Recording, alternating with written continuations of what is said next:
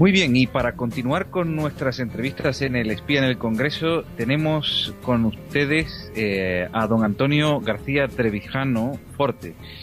Él es una figura indiscutible que ha luchado por la democracia en España, fundador de la Junta Democrática contra Franco y autor de libros de referencia como La Alternativa Democrática, El Discurso de la República o la voluminosa y monumental Teoría Pura de la República. A sus 86 años sigue defendiendo en su exitoso podcast Radio Libertad Constituyente aquello que viene repitiendo desde hace más de 40 años, y es que en España no hay democracia. Muy buenas tardes, don Antonio.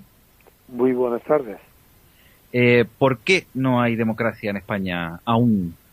Porque el régimen de poder de España, que no es un sistema, sino un régimen de poder, le faltan los dos requisitos formales que requiere la democracia. Cuando yo hablo de democracia, no me refiero a la democracia social, material, a la socialdemocracia. No me refiero a los problemas de justicia social ni de igualdad. Me refiero al concepto más elemental y sencillo de democracia, que es la democracia política, la democracia como reglas de juego. Y esa no existe en España. Me ha preguntado usted por qué. Digo, porque le faltan los dos principales requisitos. Uno, no es representativa. El sistema, el régimen actual no es representativo, porque para ser representativo tendría que los elegidos, los diputados representantes de los electores, tendrían que representar en el Congreso a los electores, al censo electoral, a los ciudadanos, a los que lo han votado. Y no es verdad. Representan a los jefes y al aparato de los partidos que hacen figurar en listas a los candidatos que luego serán diputados. El primer requisito: no representan al votante, no representan al ciudadano, no representan al que vota, representan al partido que hace las listas. Se eligen partidos, no se eligen personas. Ese es el primer requisito que le falta. Por tanto, el régimen no es representativo. Segundo requisito que le falta es que, además de no ser representativo, el segundo es que no hay separación de poderes.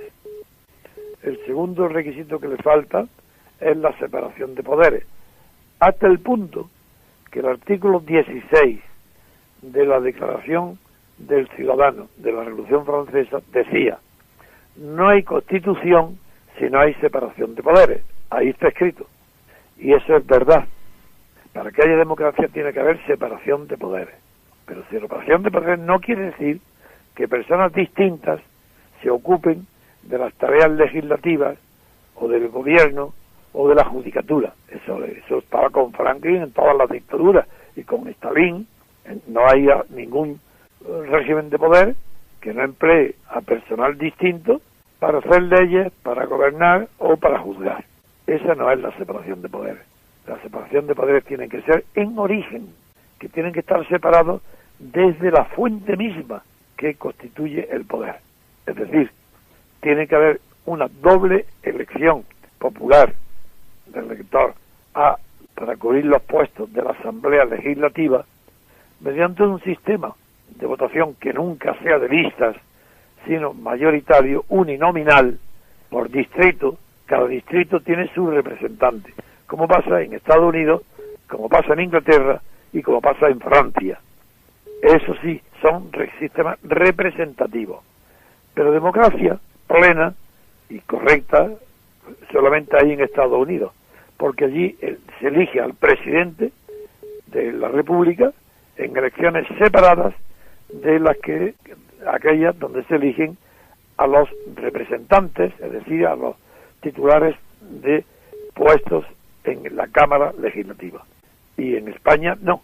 En España una sola elección provee de personal para las tareas de hacer leyes, para las tareas de gobernar y también para las tareas de juzgar, puesto que, si el ejemplo más sencillo, hoy el PP, como ayer el PSOE, si tiene mayoría absoluta y si no da igual porque pacta con otro para obtenerla, pues bien, el partido PP hoy tiene la mayoría absoluta en el Parlamento y esa mayoría absoluta en el Parlamento le permite que el propio partido designa, el jefe del partido, Rajoy en este caso, hace la lista de diputados, gana la mayoría.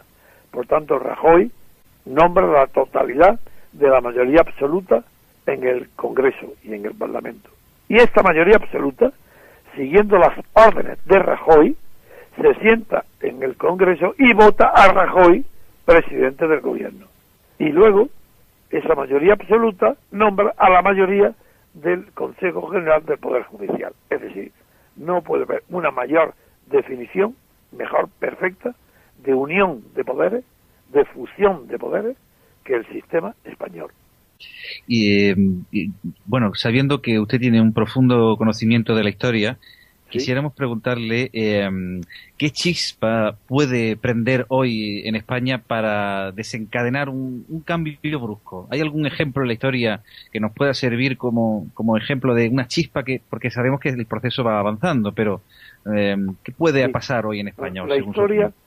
La historia universal, donde que el pueblo puede intervenir en los asuntos públicos, que en Estados Unidos fue el primero, y después de la Revolución Francesa, bueno, también en el Parlamento inglés ya había unas elecciones desde la gloriosa, pero en fin, desde que el pueblo sabe que puede intervenir en la política, en toda la historia de la humanidad, al este y al oeste del mundo, no hay un solo caso de que se haya llegado a la democracia por vía de reforma, desde dentro. Es imposible, ningún sistema político se puede reformar desde dentro. Eso es imposible, pero no solo porque la historia lo demuestra, sino porque la propia naturaleza del poder impide que pueda ser reformado. Claro que sí, puede ser reformado, revoques de fachada, puede ser pintada de un color distinto, y según el partido que gobierne, la fachada, las ventanas, pero nunca reformada, y la razón es muy sencilla, y eso ya lo explica la filosofía del poder. Un sistema político o un régimen sostenido por un dictador sostenido por la voluntad de la inmensa mayoría, como pasó con Hitler, Mussolini y con Franco, eso es imposible. Si en una guerra que los derrote o si en la muerte, como en el caso de Franco, eso es imposible de que pueda ahí meterse la libertad. La libertad no derrota jamás a un dictador. Segundo, cuando muere un dictador, yo he descrito en mi libro El discurso de la República, he descrito cómo se produce la sucesión, no en España, en el mundo entero, cuando un dictador fallece. Como los más allegados, los más cercanos, los que tienen los puestos principales a la muerte del dictador, si tienen fuerza suficiente, pueden durante un corto periodo de tiempo, ocupar el poder, tienen a la fuerza que prometer reformas y abrir España. Arias promete el asociacionismo, las ventanillas para que se inscriban los partidos, pero en muy poco tiempo, cuestión de meses, no dura más de un año, 2 años, se desmorona el sistema, a no ser que el sistema, que es la dictadura, pacte con los que sostienen en el pasado la dictadura y los que fuera de la dictadura prefieren el beneficio inmediato de participar en el poder a seguir en la clandestinidad y en la oscuridad luchando por la libertad, porque eso requiere un sacrificio enorme, una constancia enorme, y requiere ser idealista, requiere creer en la libertad.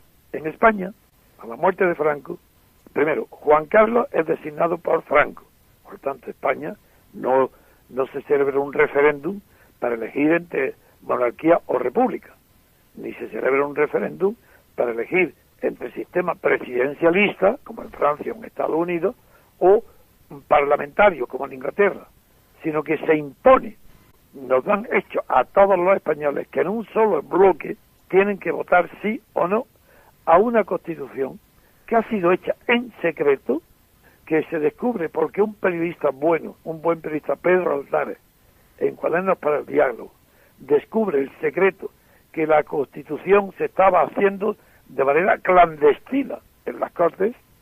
Ante ese escándalo no pasa nada, se aprueban en las Cortes, se sale la Constitución y los españoles en bloque, el 90%, votan como los referéndums de Franco, que sí, porque lo que se le pregunta es ¿Quiere usted seguir como con Franco o prefiere con una monarquía con muchos partidos políticos o con varios? Y la gente, claro, no tiene ni idea de lo que es la política, no tiene ni idea de lo que es un partido político, sale de una dictadura de 30 años y está acostumbrado a decir sí a lo que el poder le dice.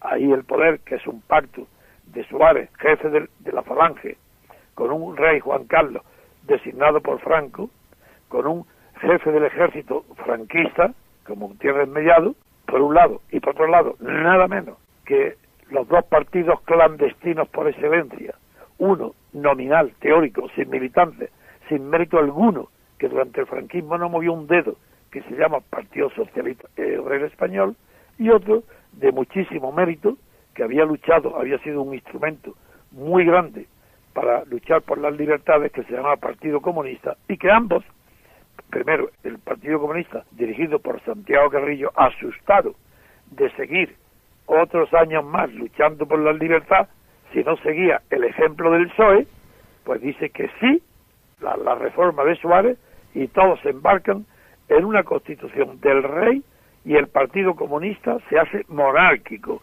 y el Partido Socialista se hace monárquico, y es mentira que digan que ellos son republicanos. No es verdad, no existe nadie que sea republicano y que durante 30 o 40 años esté apoyando a una monarquía y condenando a la oscuridad y al ostracismo a cualquier persona que sea de verdad republicano.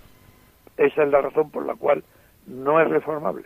Es decir, no puede llegarse por vía de reforma. Y la última razón filosófica es que si se trata de reformar, como ahora por ejemplo se habla de listas de partido abiertas, y qué locura, pero qué tontería, qué atrasados mentales, como estos que aparecen en las tertulias de la televisión, diciendo que que propone estos nuevos partidos, listas abiertas, pero si las listas abiertas son aún peor que las cerradas, porque no son representativas tampoco.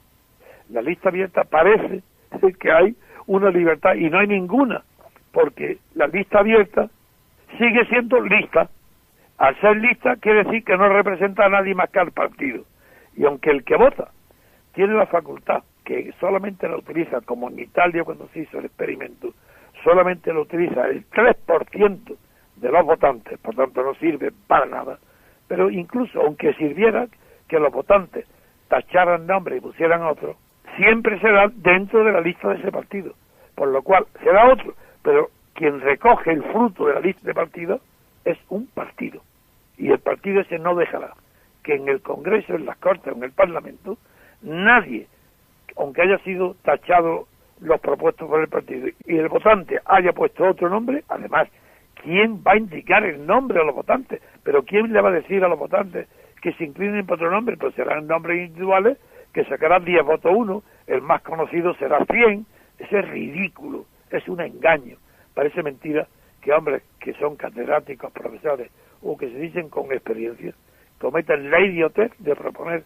el cambio de listas cerradas por abiertas, cuando sigue siendo el mismo fraude electoral, porque no se elige a nadie que represente al que vota. Eso en cuanto al sistema, que no se puede cambiar. Y el tema fundamental más profundo, que lo explicó Rosa Luxemburgo, sin proponérselo, en la discusión tan profunda que tuvo con Lenin sobre el tema reforma o revolución, ahí se trata el tema profundo. ¿Es posible la reforma? Claro, para no cambiar, para que lo social siga siendo lo mismo. Porque en la reforma supone la incorporación a un régimen decadente, podrido, decadente generalmente por corrupción o por agotamiento de las energías que lo fundaron, la incorporación de nuevas generaciones que incorporan más sangre, nueva energía al régimen, y parece entonces que va a durar más o que se va a abrir. Pero ahí en esa discusión tan maravillosa se expuso con claridad que la energía que empuja la reforma proviene del régimen reformado, porque es imposible que alguien que no esté dentro del régimen que se va a reformar sea conocido por el público para que lo empuje. Por tanto, la energía sigue siendo una energía que no estaba utilizada en el régimen, que se moviliza y en consecuencia permite la prolongación del mismo régimen. Eso es lo que significa la reforma, prolongar la vida de un régimen decadente. Entonces, para usted, esa chispa por la que le preguntaba que cambie, tiene que venir de fuera del sistema. Fuera del sistema. Fuera ¿no? del régimen. Y por eso yo defendí, al final de Franco, la ruptura democrática. Una expresión que no significaba violencia. Esa expresión la tomé yo de Thomas Kuhn, un filósofo de la ciencia, que hablaba de que el cambio de paradigma en los sistemas científicos, de la física, en la química, se producen de golpe, por revoluciones, que cambian el paradigma. Y luego pasan muchos años que la ciencia se alimenta de ese cambio de paradigma y se desarrolla, hasta que viene otro cambio de paradigma, por ejemplo, Newton la mecánica, Einstein la relatividad, y yo tomando ese ejemplo acuñé el término ruptura democrática, es decir, ruptura del franquismo por vía democrática. Y eso que fue firmado por todos los partidos, que con eso fundé la Junta Democrática, la Junta Democrática no fue fundada por el Partido Comunista, ni dominada. Eso es mentira, eso es propaganda de Santiago Carrillo y de la derecha, porque los franquistas estaban interesados en hacer creer que la Junta Democrática era un invento de Santiago Carrillo, y a Santiago Carrillo le vino muy bien cuando traicionó los principios de la Junta Democrática, seguí haciendo creer que él había sido el fundador. No, señor, entró en quinto lugar varios meses después de que ya estaba en marcha. Eso es mentira, y quien lo sabe de verdad son los papeles del Wikileaks, donde dicen la verdad. Esos eran los que me espiaban a mí. Kissinger era mi enemigo, que fue Norteamérica, fue Estados Unidos con Kissinger, quien se puso de acuerdo con Helmut Schmidt y Willy Brandt en Alemania para impedir el triunfo de la Junta Democrática. Fueron ellos los que me derrotaron. Ni Santiago Carrillo, ni Felipe González, que eran nada, pero nada. Y la prueba es que esos papeles del CSI de Estados Unidos me llaman a mí, que era el enemigo de Kissinger, y me llaman Trevijano Maverick, que Maverick significa, en inglés quería decir independiente de todo partido, y héroe, valiente. Y dicen esos papeles exactamente, describen la verdad, que la oposición a Franco era yo, que los demás no era oposición más que de boquilla, que no se movían, que no hacían nada. Y cita expresamente los papeles, la prueba de que a mí me meten en la cárcel 4 meses. Y dice literalmente, que lo vean quien me escucha, que durante esos 4 meses no se movió una hoja del viento de la oposición, que todo se quedó tranquilo, pero ni una hoja en 4 meses. Y yo salí en junio, a la semana de haber salido, ya estaba en la calle el movimiento con el eslogan Amnistía, Libertad, porque yo al salir de la cárcel fue lo primero que hice. Y me daba igual que quisieran o no los partidos, yo los arrastraba, porque tenía un grupo independiente muy numeroso, y con ellos y la extrema izquierda, los que se situaban a la izquierda del Partido Comunista, podía yo movilizar, y el partido, asustado de quedarse fuera, pues tardíamente entraban también en el toro de la movilización. Y eso lo digo, no lo digo yo, eso lo dicen los papeles del Pentágono, que lo lean. Es decir, que yo sí derrotado por Estados Unidos. ¿Y por qué Estados Unidos, que permaneció pasivo mientras la Junta Democrática fue ascendiendo, hasta el punto que cuando yo presento en el Parlamento de Estrasburgo nada menos que a la Junta Democrática, la presento yo en Estrasburgo, en nombre de España, en nombre de la libertad y de la democracia, ante todos los diputados de Estrasburgo? ¿Por qué me dejan eso? Que me respondió al discurso mío Chesson, el que luego fue ministro de Asuntos Exteriores con Mitterrand. ¿Por qué Estados Unidos cambia y de repente se convoca a Kissinger, que he citado antes, a la socialdemocracia alemana, para cerrar el paso a la Junta Democrática, que el PSOE me difamara, meterme en la cárcel e intentar acabar por todos los medios con la Junta? ¿Por qué?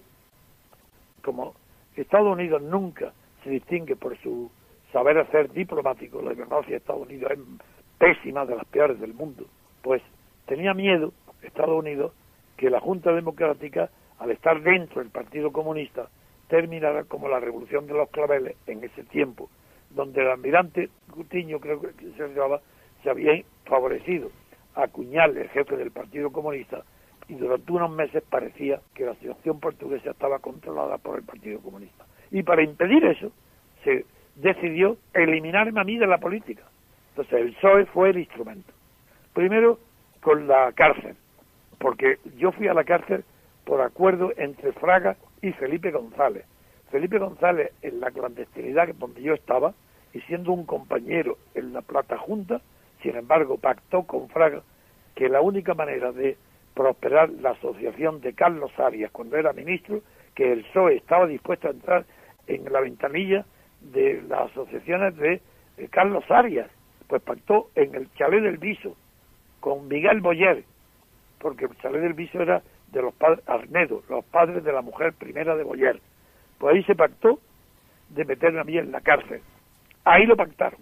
Y cuando se enteró Bruselas, Chesón y Europa que yo estaba encarcelado, al día siguiente me mandaron ya mensajes que se iba a suspender la negociación de ampliación de las negociaciones con el mercado común mientras yo estuviera detenido. Y fue Felipe González el que se movilizó y habló personalmente con Smuty y con Willy Brandt para decirle que había hablado conmigo en la cárcel, mentira por supuesto, y que yo le había pedido que no se hiciera nada que convenía a la oposición que yo estuviera encarcelado. Ese es Felipe González. Figura si yo conozco bien a la clase política española. Y todavía, cuando salí, yo me puse al frente y organicé una movilización por la libertad y la amnistía en toda España. Pues yo presidí la manifestación en Las Palmas, que todavía se recuerda, la más grande que ha habido nunca. Pues bien, como ya volví al auge y parecía que yo volvía a dominar la situación en la conquista de la libertad, ahí fue cuando el PSOE presentó un papelito, sin firmar por nadie, 2 folios, sin firmar por nadie, papelito en blanco con un membrete del Ministerio de Asuntos Exteriores de Guinea, lo presenta en la redacción de todos los periódicos diciendo que yo era el dueño de todo el café y todo el cacao y toda la madera de Guinea y de todo el comercio, y que yo redactaba las sentencias de muerte de los enemigos de Macías, del dictador Macías. Eso lo publica toda la prensa. Yo convoco una conferencia de prensa en el Uri Building donde asiste casi más de 100 periodistas españoles y extranjeros. ¿Quiere creer lo que estoy diciendo?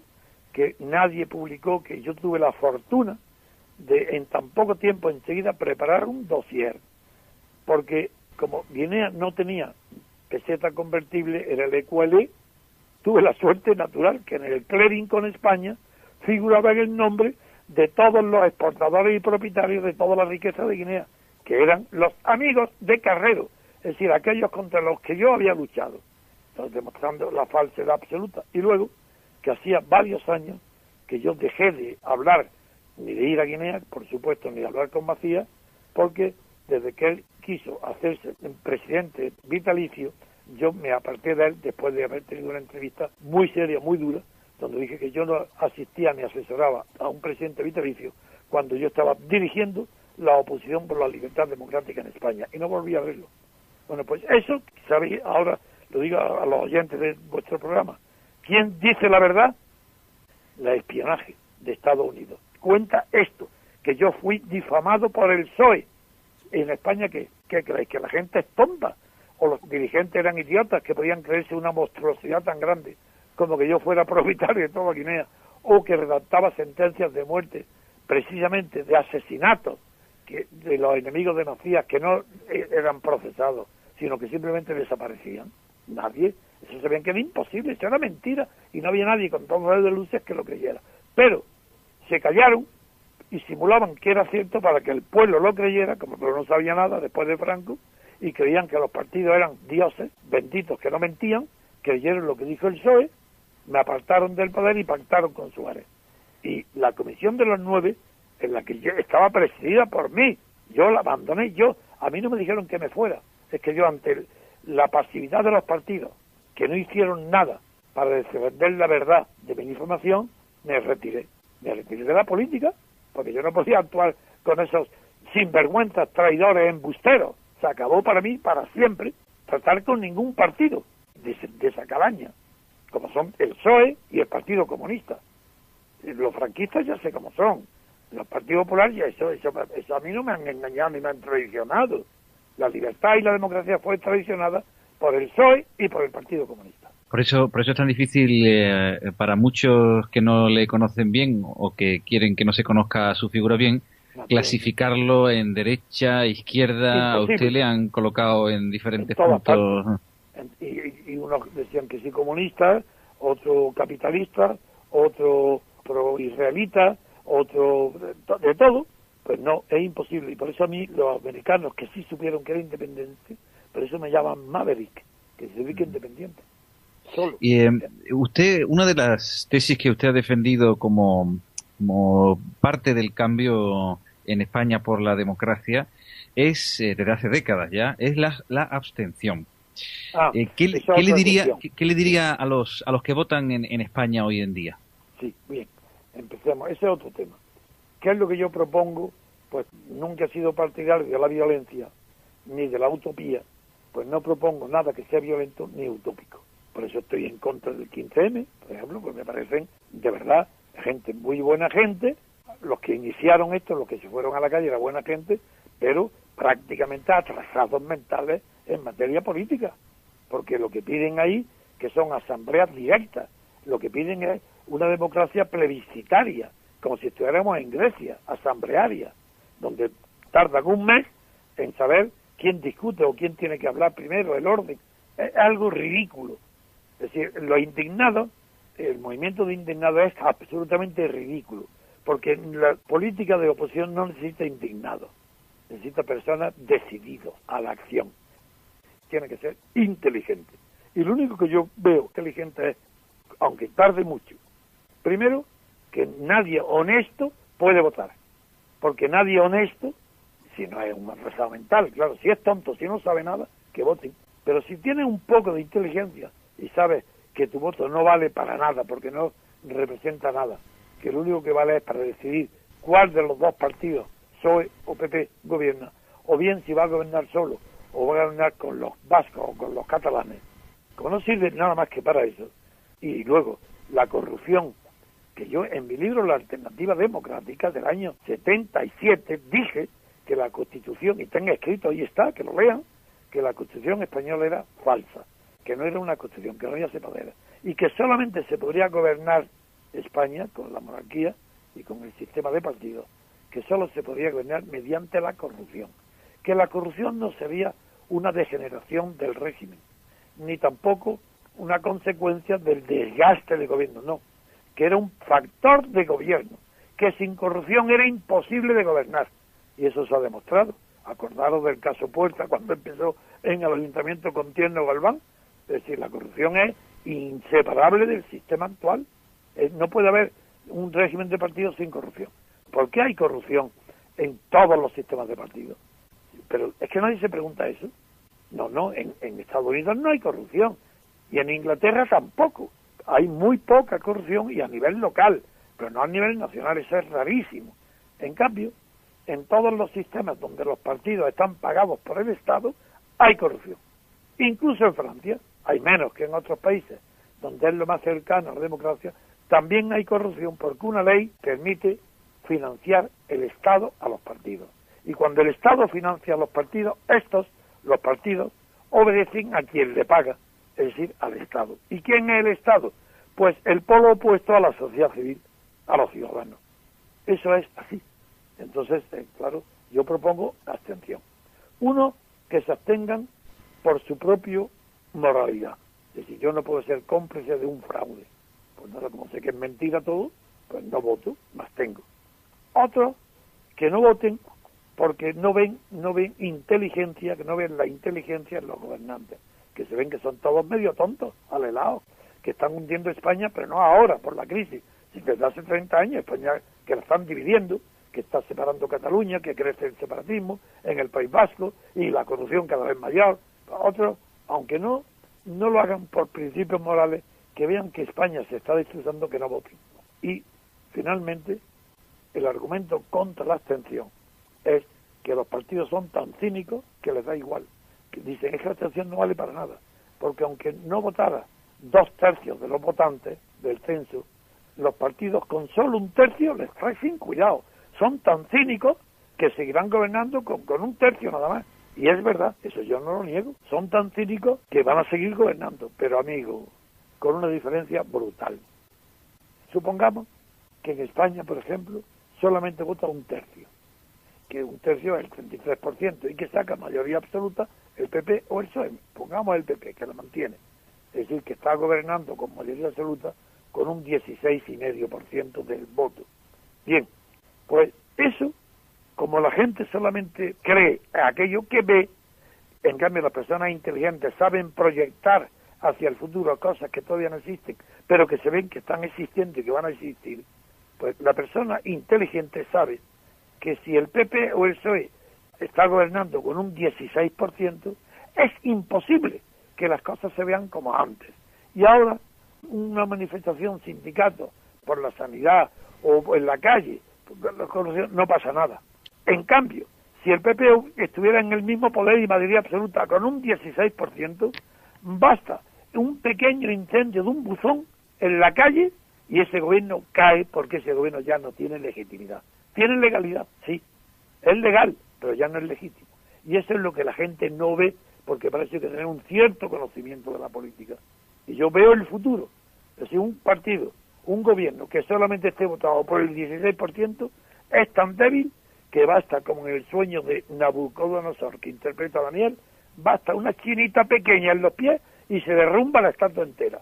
Eso es lo que pasa con la abstención, y por eso yo sigo pidiendo siempre abstención, abstención, abstención, y no pararé, porque no puedo emplear otra cosa que sería violencia. Eso no. Lo que ocurre, don Antonio, es que muchas veces la gente arguye que quiere hacer algo, que quiere, digamos, la acción, quiere, ¿no? Y entonces la inacción pues le provoca cierto rechazo.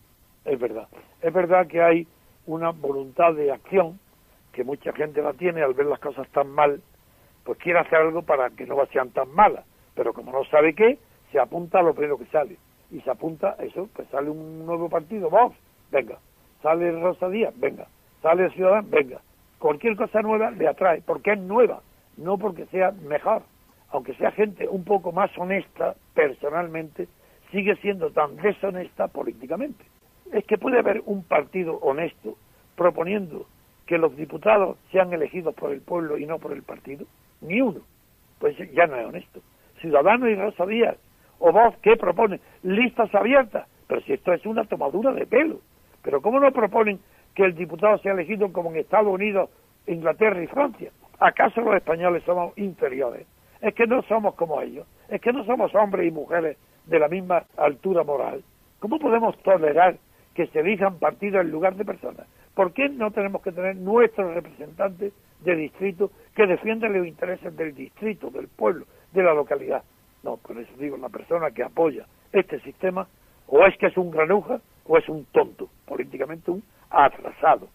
Y eso lo dijo, no lo digo yo, claro que lo digo, pero eso lo dijo el propio Schumpeter en su teoría de la democracia, escrita en el año 40 y tantos, 49, antes de terminar la guerra. Schumpeter, que propone el concepto mercantil o comercial de la democracia, pero que es un hombre muy inteligente, dice, las personas votan mal porque no entienden de política, y pero ahí no hablaba de las personas corrientes, sino que lo dice, los mejores profesionales, de abogados, medicina, investigadores, en la ciencia, los mejores, tan pronto como entran, dice él, en la esfera política, se convierten en niños, o alegados, que ya votan cualquier cosa, creen lo que en sus propias profesiones rechazarían y no creerían, y sin embargo entran en el campo político y se vuelven como tontos, como idiotas. La razón que él daba yo no la comparto, él decía es porque es gratis, porque no cuesta ningún trabajo, porque no se paga, tú votas y te equivocas, y claro que pagas, pero no lo notas, no te cuesta el dinero y si estás equivocado en el acto. No, yo creo que es la educación política, el poder educa a la gente a cultivar el poder, y todavía está por inventar, salvo en Estados Unidos, pero está por inventar un sistema donde la educación política, la instrucción política se aprenda de la experiencia y de la verdad. Es un círculo vicioso. Por eso yo lo que espero es que la propagación de la corrupción sea tan grande que llegue un momento que estalle.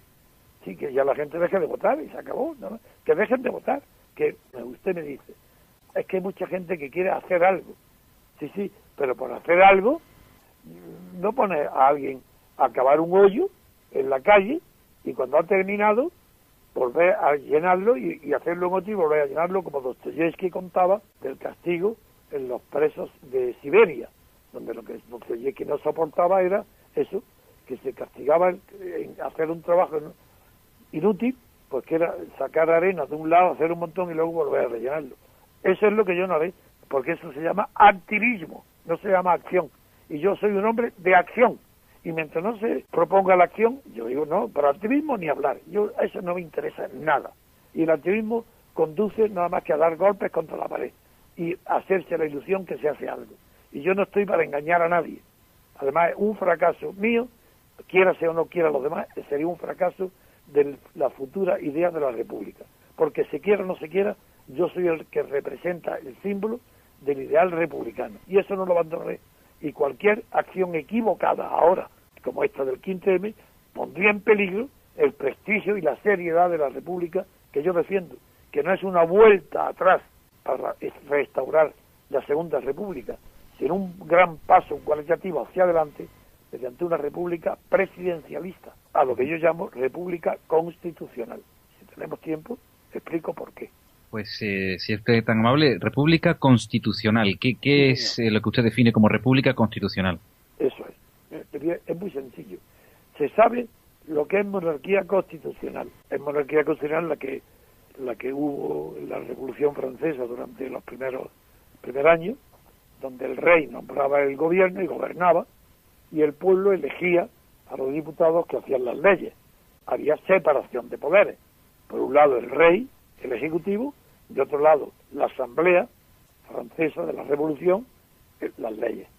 Luego desaparece, pero hay un periodo durante la monarquía de Julio, la monarquía orleanista, donde Luis Felipe, el rey Orleán, burgués, restaura este sistema, y el rey designa el gobierno y el pueblo designa a los legisladores. Hay separación de poderes, y eso se llama monarquía constitucional.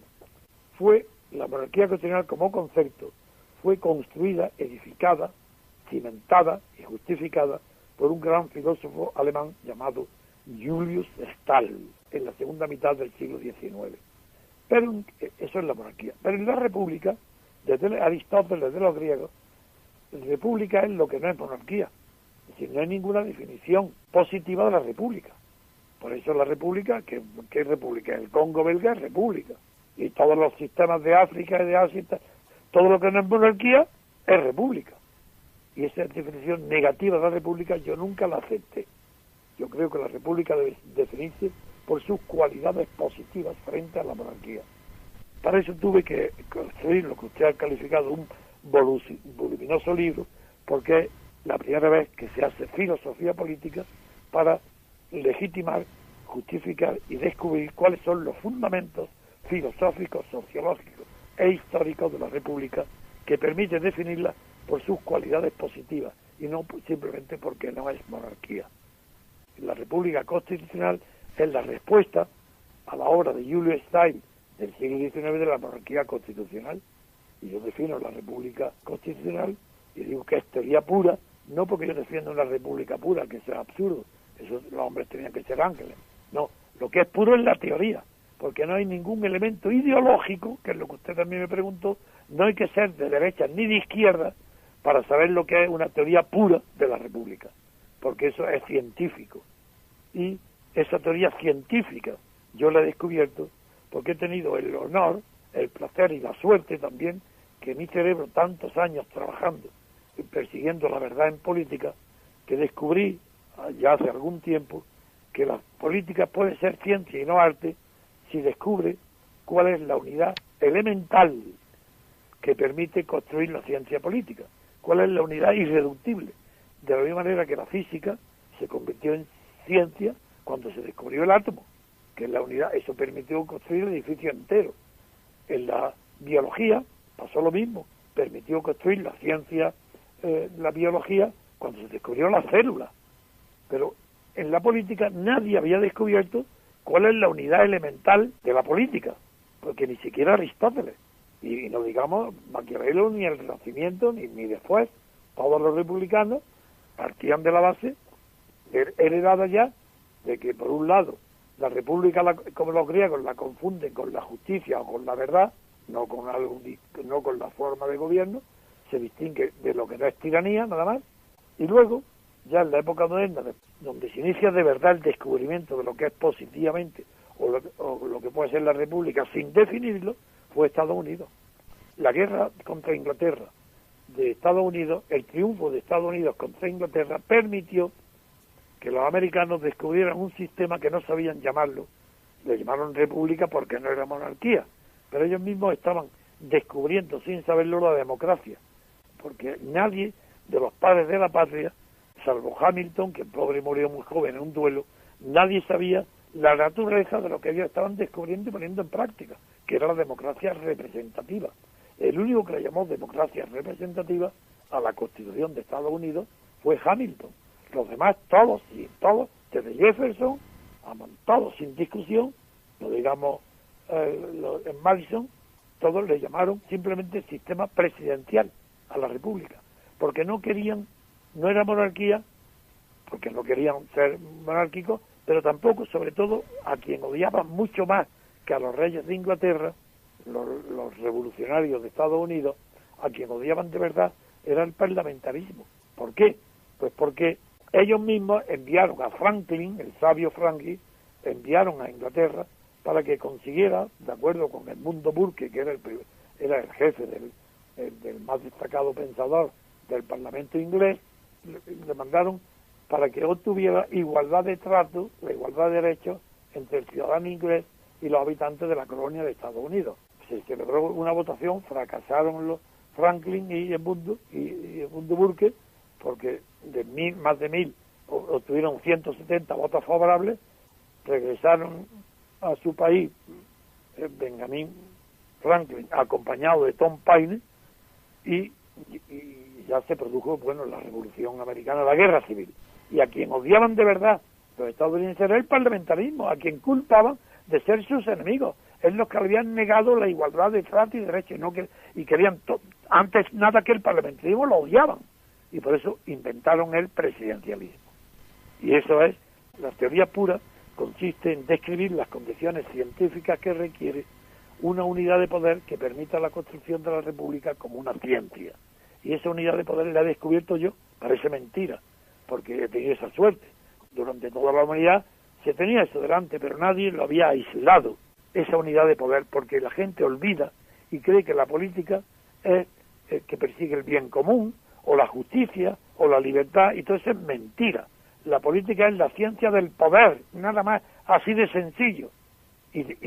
Claro, es ciencia del poder, no es de la justicia, ni de la libertad, ni de nada. Es la ciencia del poder de un hombre sobre otro. Y eso, una unidad, es muy difícil de encontrar hasta que yo la he descubierto. No para España, para el mundo entero y para la historia de la humanidad. Lo que he descubierto es que esa unidad de poder no puede ser, como creía Aristóteles, la familia. Porque la familia no tiene poder ninguno. Claro que hay una célula indivisible y única como fundamento de la sociedad, desde luego, pero no como fundamento de la política, porque la política es una unidad de poder. La política es poder y la familia no es una unidad de poder. Tampoco la Revolución Francesa dice, no, aquí la unidad es el individuo y pone al individuo por encima de todo. Y no es verdad, porque tampoco el individuo es unidad de poder. Un individuo no tiene poder ninguno. ¿Por qué en Estados Unidos, sin saberlo, acertaron? Pues que como era una colonia de un territorio inmenso y una población que no pasaba de 6 millones de habitantes, sin saberlo se dieron cuenta que la unidad de poder era nada menos algo tan impensable como el distrito electoral. Eran tan largas las distancias que tuvieron que inventarse esos sistemas de compromisarios, de elecciones primarias, cosas que no tiene sentido ninguno en Europa. Allí tuvieron que inventarlo porque era imposible conocer cuáles eran las opiniones de los candidatos y las personas, porque descubrieron a ellos, viajando en ferrocarril y haciendo propaganda en las elecciones, que la primera unidad elemental del poder en la política es el distrito electoral. Amigos, desde que has descubierto eso, se te alumbra toda la historia, porque claro que es el distrito electoral, como que son los electores los que tenían que autorizar los presupuestos de los reyes de la monarquía, y esa fue la causa de la Revolución Francesa. Claro que se alumbra todo. Una vez que descubre que la unidad de poder es el distrito electoral, sí se ve clarísimo cómo se puede alcanzar la libertad, la república y la democracia. Pero si no descubre eso, no sabe nada de nada.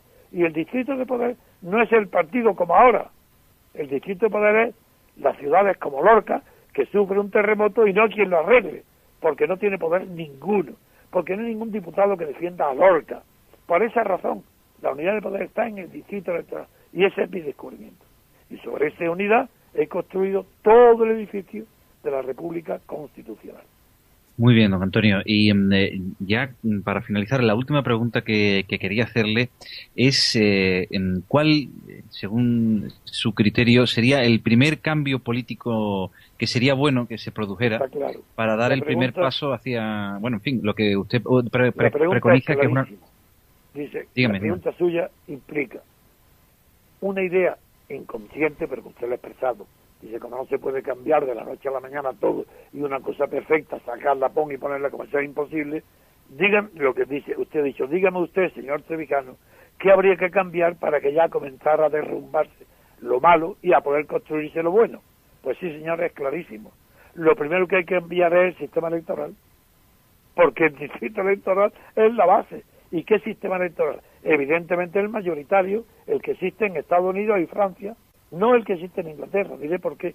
En Inglaterra, sí, el sistema es bueno, porque el sistema, quiero decir, está dentro de lo que es respetable, porque cada distrito elige a un diputado en Inglaterra, pero por mayoría simple, no requiere mayoría absoluta. Entonces, cuando hay una alternativa que solo tiene dos términos y se elige, como es en el caso de la mayoría simple, que se presentan unos diputados y se elige uno, se produce lo que se llama paradoja de Arrop, que ahora está de moda. No la paradoja, sino que el nombre de Arrop lo he visto ahora, un economista que tuvo el premio Nobel y que señaló la paradoja que se da en Inglaterra, que en un distrito inglés, cualquier distrito de Londres, se presentan diputados, los ingleses votan a uno y el que pierde, pierde todo. El que gana, gana todo y el que pierde, pierde todo. Eso produce la paradoja entonces que no hay representación del perdedor, por tanto no puede haber democracia. Lo que yo propongo es a doble vuelta, como es en Francia y como es en Estados Unidos, que a la fuerza tiene que haber mayoría absoluta. Es que la mayoría absoluta es una maravilla, es el ideal, pero cuando hay una oligarquía de partidos como en España, la prensa, subvencionada, pagada y corrompida por los partidos, sostiene la idea de que las mayorías absolutas son malas. Habrése visto semejante brutalidad. Pero si la mayoría absoluta es la única forma que puede gobernarse en una democracia.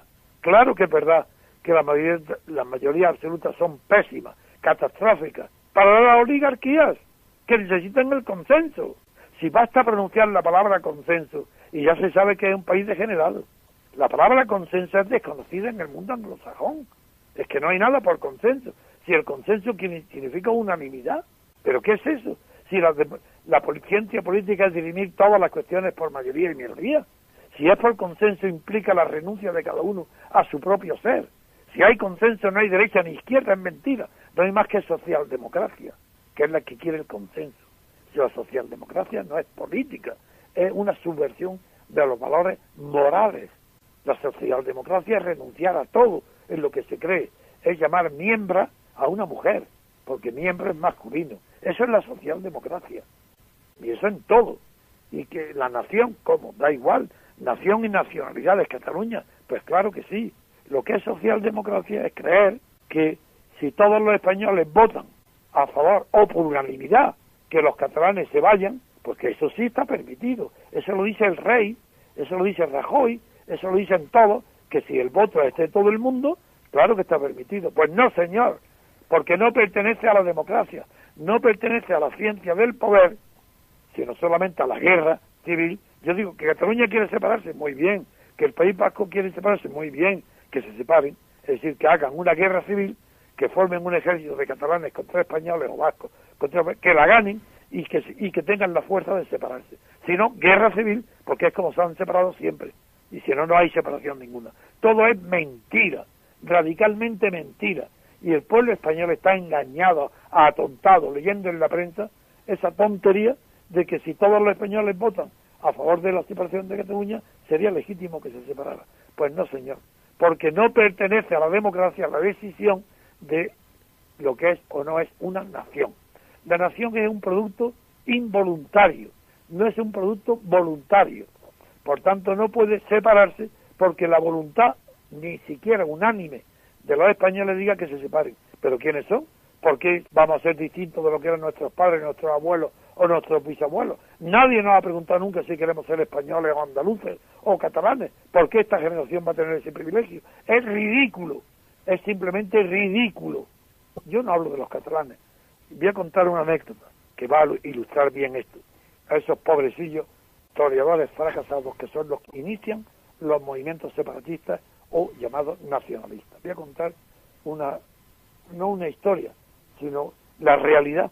La realidad es que Ortega y Gasset en España invertebrada, fue el que dijo que los catalanes no tienen la culpa de ser separatistas, que el problema catalán no está en Cataluña, sino en el resto de España, porque somos individualistas, porque tiene la tesis de que España, mientras fue un imperio, pues todos, catalanes y vascos, estaban encantados de formar parte del imperio, pero que cuando se acabó el imperio ya no tienen ninguna empresa común y que por eso, pues que se produce el separatismo, que es una consecuencia del individualismo.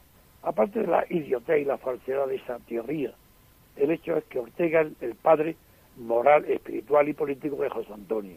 Y José Antonio Primo de Rivera es el padre espiritual de todos los partidos políticos que hoy dicen que España puede, votando a favor, pueden permitir que Cataluña se separe. Ortega y Gasset fue un discípulo en esta materia de Renan. Bien, incluso Renan, que tiene una teoría subjetiva de la nación, igual que Ortega, pues bien, incluso Renan dice, una nación puede hacer todo menos suicidarse, ni diezmarse. Eso lo dice Renan, que era el padre de Ortega. Pero Ortega ni siquiera se enteró, porque Ortega ha sido un filósofo muy frívolo y muy mediocre. Y en materia política un ignorante. Tan ignorante que toma como ídolo o sinónimo del político en la Revolución Francesa a Mirabeau, o el político. Mirabeau, que era un gran orador, pero un completo corrupto y que no sabía de política nada. Y que no puede ser jamás, si hubiera dicho Robespierre o Danton todavía. Pero Mirabeau, pues ese es Ortega. Y ese es el que tiene perturbado a todo el diario El País, heredero de Ortega, y que todos los partidos quieren hoy que Cataluña podría independizarse si todos votan a favor. Bueno, lo que está pasando en Crimea es una maravilla. Yo estoy a favor. Mira, te comunico una noticia. Acabo ahora, esta mañana a las 2:30, me ha llamado de Moscú, la emisora oficial de televisión de Moscú, moscovita, la televisión, para hacerme una entrevista. Y querían hacer una prueba, a ver si la televisión que yo tengo privada, aquí en mi casa, el aparato, era buena imagen para conectarla con ellos y darla en el telediario de mañana. Le han hecho la prueba extraordinaria, me han dicho que es perfecto. Por tanto, mañana a las 11 de la mañana me incluyen 3 minutos en el telediario de Moscú, donde yo voy a defender, ellos se han enterado, no sé cómo, voy a defender que Crimea es Rusia, que Crimea tiene que volver a Rusia y que basta para ello que los habitantes de Crimea lo decidan en el referéndum, porque pertenece a Rusia, y que la culpa de toda la crisis que hay hoy en Europa, o que ha habido en Europa y que la hay, la culpa ha sido de la Unión Europea, de Bruselas, de la inexperiencia, la osadía y el atrevimiento de los alemanes, que primero han movido la calle en Kiev mediante una banda de asesinos de extrema derecha, que francotiradores del partido Svoboda, nazi y extrema derecha, que han asesinado a más de 80 personas, que gritaban a esas mismas personas que los que han financiado a los asesinos también financiaban a las personas que se movían gritando Europa, Europa, Europa, en contra de un tratado comercial con Rusia, con Putin.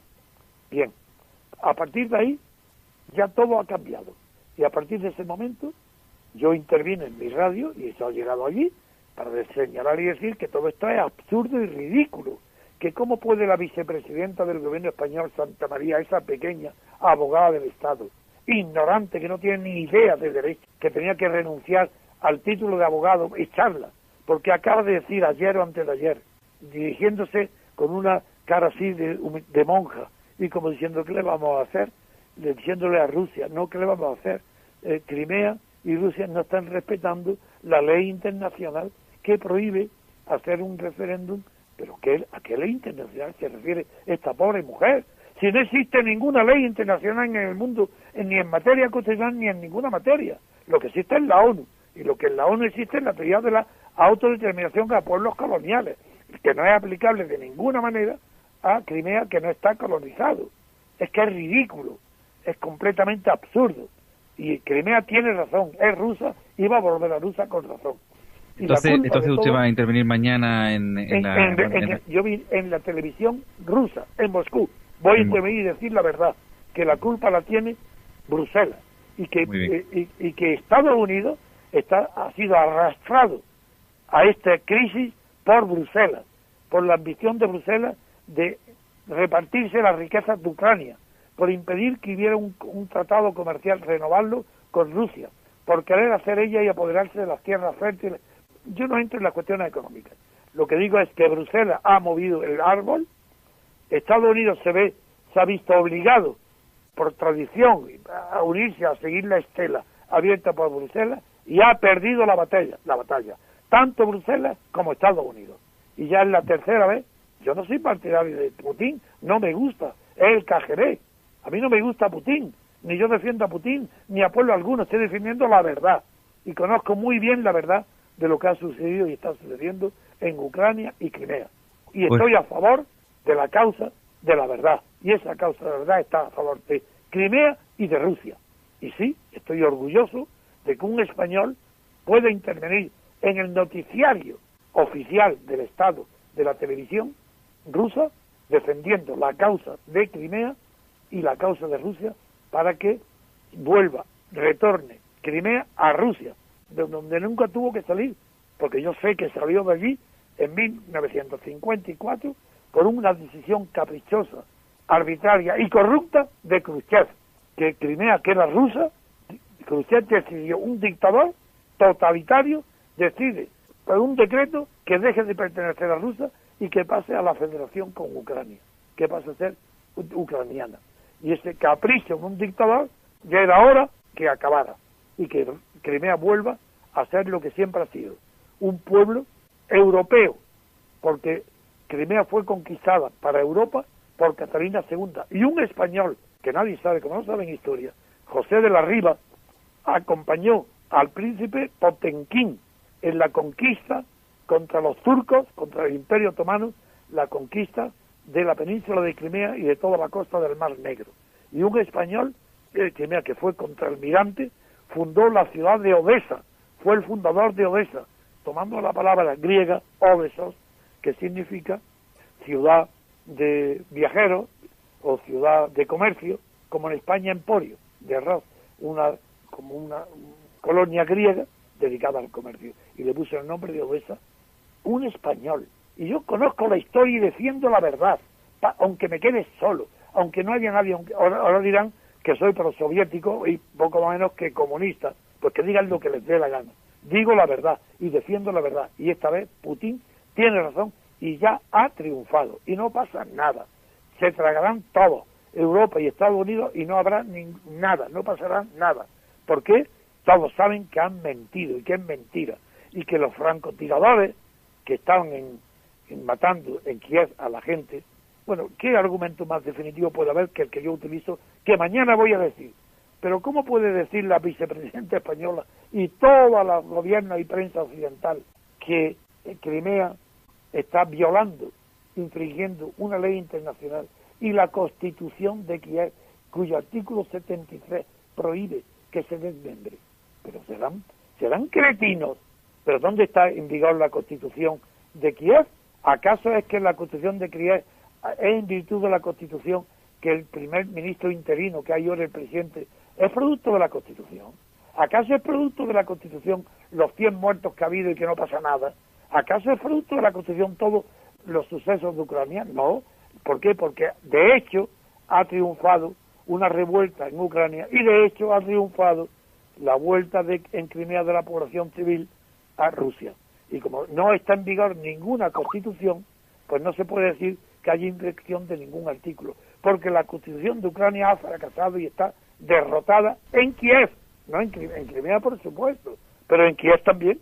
¿Qué Constitución va a respetar si no hay el artículo 73? Es que no hay un solo artículo de la Constitución en pie, ni uno. Entonces, pues, en Crimea tampoco. Pues, don Antonio, estaremos muy pendientes de su intervención entonces mañana, me ha dicho Os doy a las una 11. primicia, digo de verdad, se ha celebrado la prueba para ver la calidad de la televisión mía y la imagen me han dicho que es excelente, que es Pues formidable. esperemos que la comunicación sea buena y bueno, al igual que bueno que estos españoles que usted ha comentado como fundadores de ciudades tan importantes como Odessa y demás, de los que tenemos que sentirnos bastante orgullosos. En nombre de ellos hablo yo. Efectivamente, también tenemos que sentirnos orgullosos de una figura como la suya, que ha sido, y usted lo ha demostrado durante mucho tiempo, pues un luchador por la libertad en España. Y bueno, simplemente le agradezco muchísimo que haya querido participar en nuestro programa, en el Espía en el Congreso, en Radio 3W, y la verdad es que bueno, que deseamos que bueno, que siga usted dando la batalla como la da, que da un ejemplo. Yo lo que os pido es que apoyáis todo lo que podáis, no a mí como persona, si yo a la edad que tengo no tengo ambición, nunca he tenido ambición personal, en cambio mi ambición no tiene límites como pensador, como intelectual, eso no tiene límites, pero ambición de poder, yo cero, no tengo ninguna. Pues estamos encantados de poder hablar con usted, don Antonio. Sí. ¿Qué? Sí, que estamos encantados de poder haber tenido esta entrevista con usted. Ha sido buena porque me habéis dejado hablar con tranquilidad. Muy bien, hombre, porque se expresa usted en términos muy claros. Pues nada, darle las gracias de nuevo y en fin, estamos en contacto para que usted pues también tenga estos micrófonos para poder hablar. Hombre, lo que está bien, también para mí es orgullo que un español hable en la televisión rusa, juzgando a Putin, a los demás y a todo, eso la verdad es que no tiene muchos antecedentes. Y la verdad, eso claro que me llena de orgullo, de que sea un español de la Alpujarra, de Granada, que puede estar presente dando su opinión en los asuntos mundiales, ya que en España me tienen oculto, los periódicos no se atreven a difundir mis ideas, por lo menos que haya algunas televisiones extranjeras, como ya empieza también en América del Sur, hay algunas que también me reproducen mis ideas. Pues muchas gracias y un saludo muy cordial, Antonio García Trevijano. Muy bien, hasta pronto.